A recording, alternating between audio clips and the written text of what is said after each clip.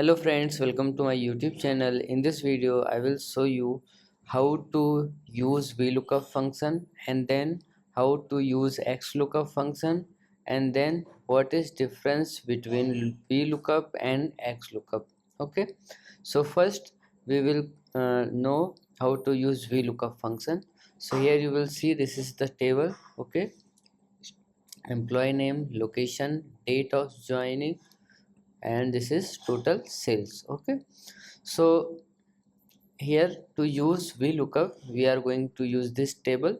Okay, first we will create an drop down list. Okay, so to create drop down list of employees, click on the cell where you want to create, then go to data, then here you will see data validation option, click on it, then here you have to just click on it and list, then here you have to enter the insert value. Okay, just enter this, then click on apply.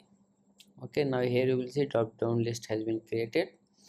Then go to sales and here we are going to use this VLOOKUP function equals to VLOOKUP. Okay, then here you will see it will ask for VLOOKUP value, so VLOOKUP value will be this function. Okay, now comma, now it will ask for table array, so we have to select whole table.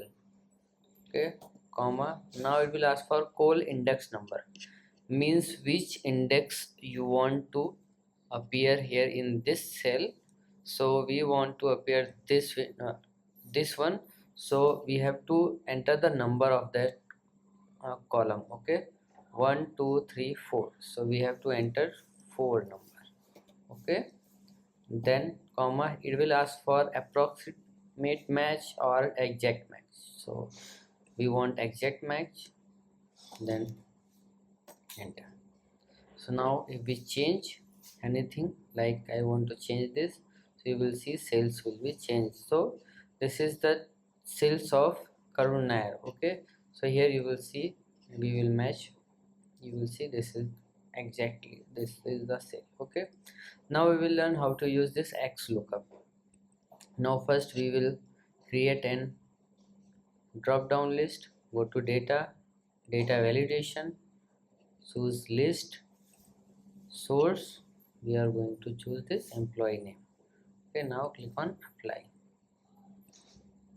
Now here we are going to use this XLOOKUP equals to XLOOKUP, then it will ask for lookup value, so we are going to use this lookup value as a lookup value. Here it will ask for lookup array, so this is the array, you have to choose this one. Then it will ask for return array, so we want to select this. Okay, we have to select this one because we want to sales will be appear, we want that the sales will be appear here. Okay, then what you have to do, just bracket close. Okay, bracket close. So you will see.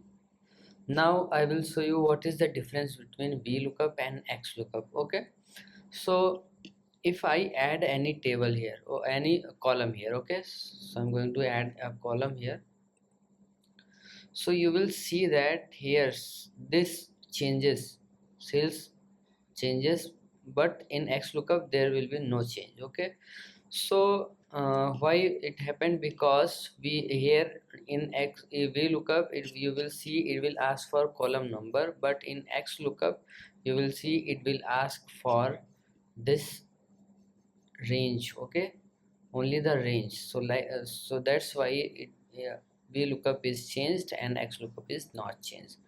So this is the difference of VLOOKUP and XLOOKUP.